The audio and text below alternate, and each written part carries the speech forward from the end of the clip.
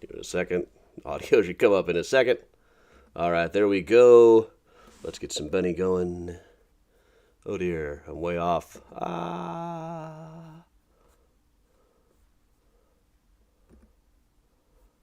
There we go. Okay, now we're moving. Now I'll get the chat up. Hopefully it won't make me sign in. There we are. All right, welcome along, everybody. Hey, Marsha, Martin, and Karen. Morning, everybody. Hey, Luann, Carol, Sarah. Hey, Kathleen. Morning, Dad. Hey, Todd. Hey, Bob. Morning, Heather. Morning, everybody. Everybody, all and sundry, all around. Oh, hey, look who's here. Hey, Miles. Hey, Wendy. Hey, Denise. Hey, Dina. Yeah, Kristen. Hey, everybody.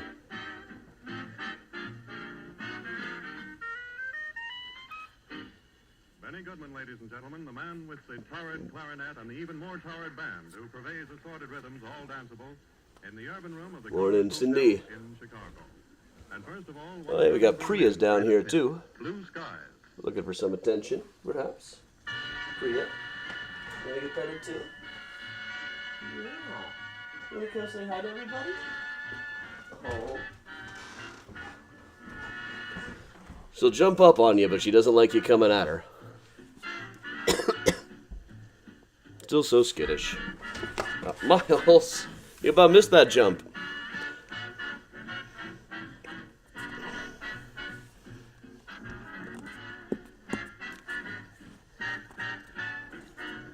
Hey, Marita. Hey, Robert. Roberta. Marita, Roberta. Lily's doing very well.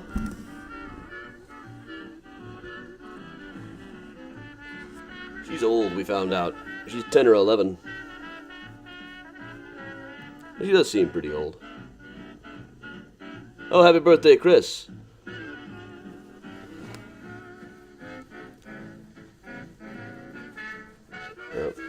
Priya will occasionally deign to be picked up, but not very often.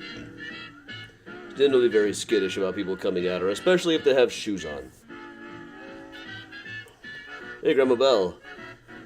Oh, hey, I do have to show you. These records my parents found. Porky Chedwick spins the Dusties. I love it when they spin the Dusties. Porky Chedwick was the daddy-o of the radio on WAMO, wherever that is, Pittsburgh. The boss man playing such tunes as The Great Googly Moo by the Spaniels, Baby What You Do to Me, Jimmy Reed indeed, Red Hots and Chili Mac by the Moroccos. That seems more like, a little bit more like a Cincinnati song than a Pittsburgh song, but all right. We're working on Cincinnati stuff today. Also our Herb Albert record. And Pete Fountain's New Orleans. Morning, Beth. Hey, everybody.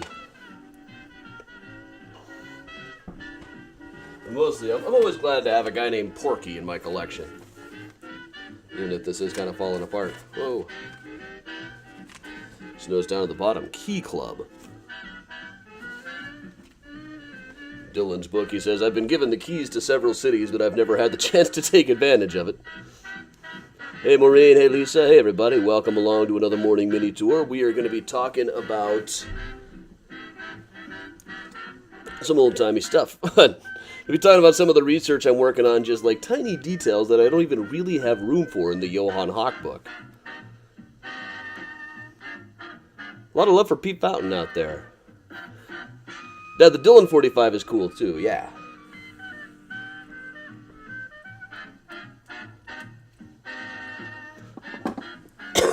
Gotta see how that sounds.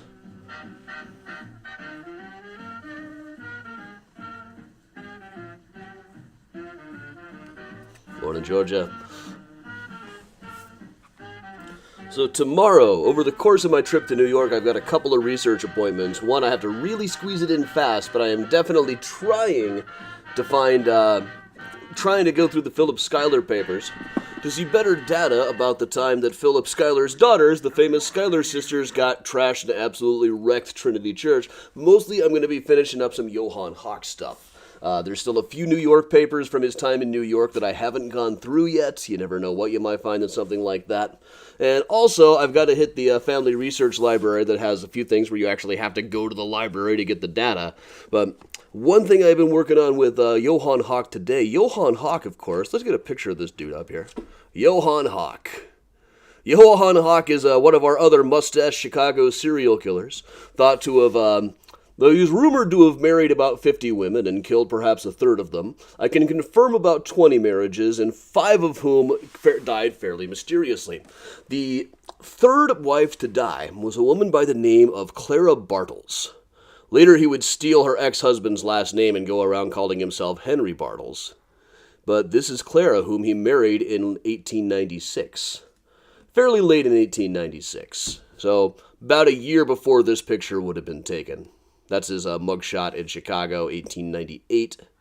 So, married her in Cincinnati. He had gone to a big building on McMicken Avenue and said, "Who owns this place?" And they said, "Why, the widow Bartels owns this place." And he said, "She must be rich." And she must have been rich. It was a large building. Her husband had died a couple of years before. He was about 30 years older than she was, and apparently had made sure that she would be fairly well provided for. So she met this guy who was passing himself off then as a real dandy. One thing everybody remembered about him is he always wore a silk hat in Cincinnati, always carried himself off as a very pompous gentleman, carried a cane that he said was hollowed out so he could smuggle diamonds in from Germany. Everybody talked about his cane. Everybody talked about, the one word they always used for him in Cincinnati was pompous. Johann Hoch would come up with a different personality everywhere he went. He's best remembered as this joker who acted like a German dialect comedian. That was one that he dreamed up in jail overnight before he was taken in. Before that, he had never been described that way. In Cincinnati, he was very pompous, played himself off as a really rich guy. Clara, after he met her, definitely told all of my friends, "I've got too big of a secret to keep. I'm going to be married, and he's very rich." So, just shortly after the wedding, she got sick. January of 1897, she filled out this will. This is the last will and testament of Clara Bartels, giving everything to Jacob Schmidt, which was Hoch's real name. He was using that at the time. It was signed on January 6th, and she died on the 15th. You can see the second line down here, Clara 115, Cincinnati. She died most likely of arsenic poisoning. You can see here, married age 47, so she would have been, by that time, a good 10 years older than he was, older than Hoch. She'd been married to a guy 30 years older. Now she was marrying a guy 10 years younger. There's very little data suggesting that Hoch ever tried to sleep with any of these women, even after marrying them. We can also go a little further down here. See, cause of death, gastritis. That's usually what his wives were said to have died of. Next line after that, I can't really read.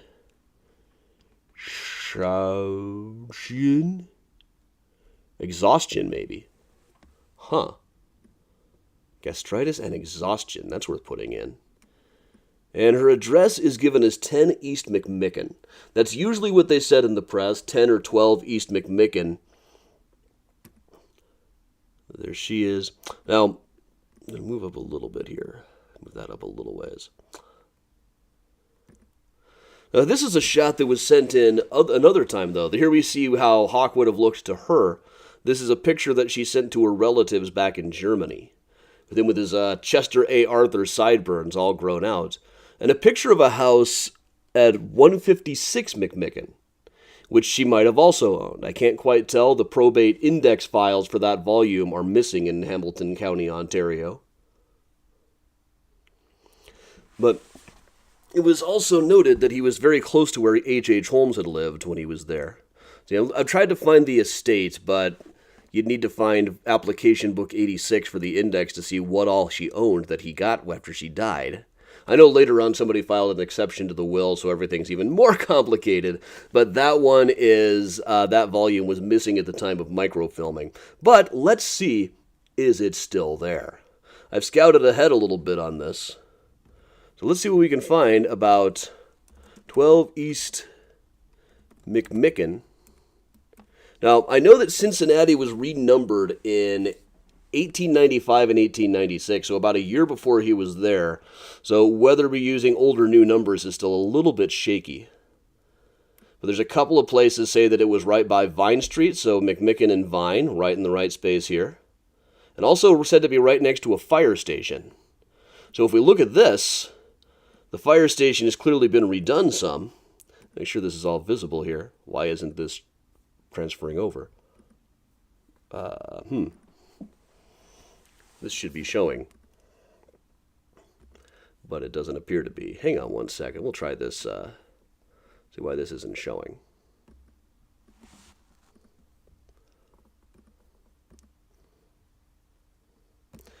Another screen capture.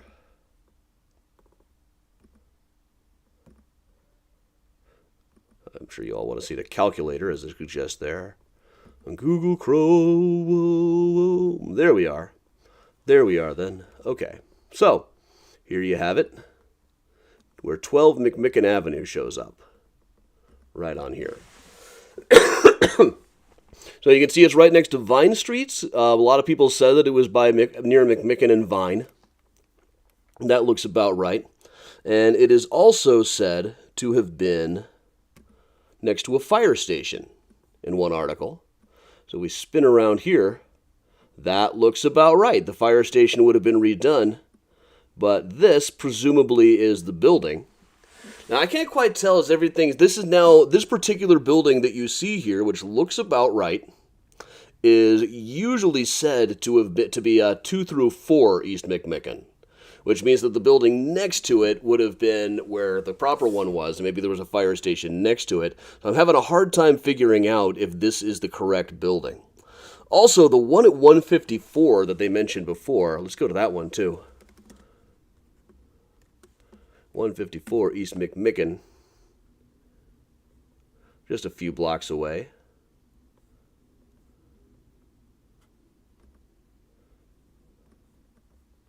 I lost it there. We'll street view it. Now look, this is the buildings that they're talking about here. The buildings that she sent a picture of. And if we go back a little bit, let's try to match this up.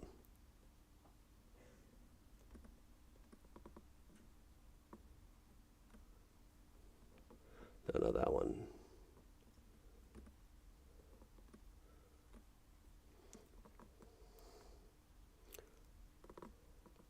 This looks about right for being either of these buildings. In particular, look along the top there. Which is it a better match for?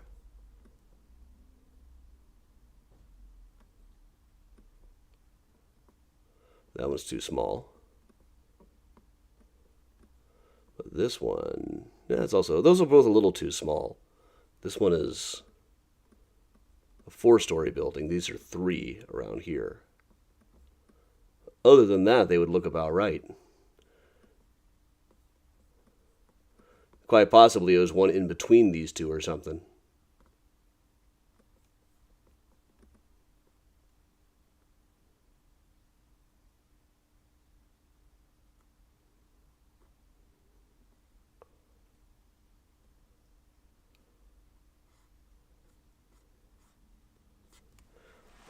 Alright, so it looks like that first one at 12 McMicken might very well be correct if they renumbered it slightly. Everything about it seems to line up. But here's the other interesting thing, is a lot of papers mentioned that this was right by where H.H. Holmes had lived in Cincinnati. Now, Cincinnati was... Holmes very briefly was in Cincinnati while he was traveling around with the Peitzel kids before murdering them. So, to look up exactly where he was, we will check the Holmes-Peitzel case by Frank Geyer, the detective who ran him down there. He mentions here that he found that Holmes had rented a house at 305 Poplar in September of 1894, paying $15 in advance. So 305 Poplar. And this, again, would be right around the time they renumbered it. So it might be a little bit off, but let's see what happens if we put in 305 Poplar.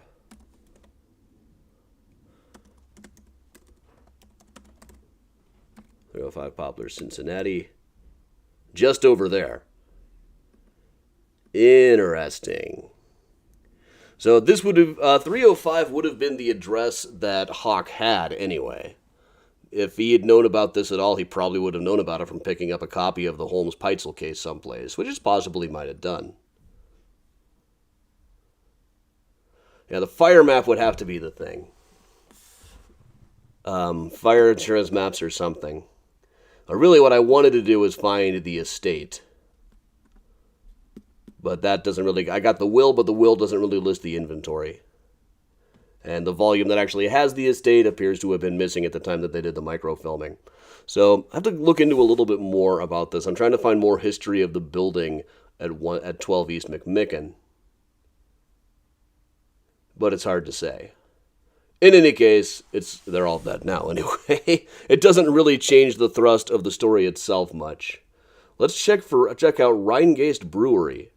Someone says, that looks like it's nearby there, right? It kind of comes right up. You can see it. Yes, Rheingeist Brewery. Let's see. Ooh. 2,849 photos of this place.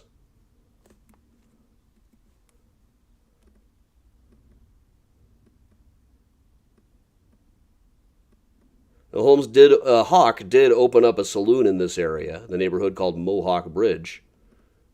Ooh, here's a whole video. That's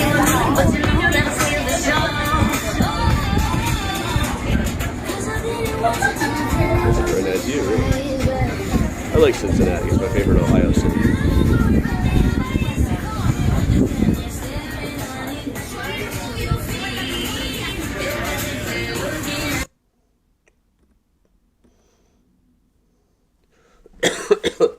All right, that is what we're up to. There's another thing I'd like to get there. I'd like to check out. In their courthouse, they've got the index of microfilm records. Apparently, the woman that he married after Clara actually obtained the divorce from him.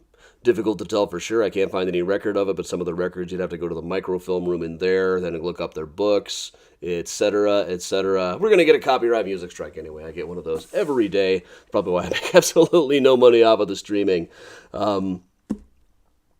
So in any case, that's what I am up to today, other than getting ready for a trip to New York tomorrow. There probably will not be a morning mini tour tomorrow on account of I will be up in the air. If I come across a cool mural, I'll try to log on at some random time. And I will be up and around in the city tomorrow, so I'll probably find something. We got to fly to New York, got a group coming in, lots of cool stuff coming up, and I got some Hoch research to do while I am at it. So there also will not be a regular Thursday night tour this week, so I will be with my group. Next thing scheduled right now, I'll get something put up for next Thursday, but March 9th, we still got a few spaces left on the Graceland Cemetery tour. So there's going to be a whole lot of Mysterians at that one, so many that I considered adding a second tour. We'll find out later. We'll figure all that out later. But thanks a lot for joining me, everybody. I am Adam from Mysterious Chicago Tours, telling everybody to stay safe and stay strong. And of course, if at all convenient, do stay spooky, everybody. Back to laundry.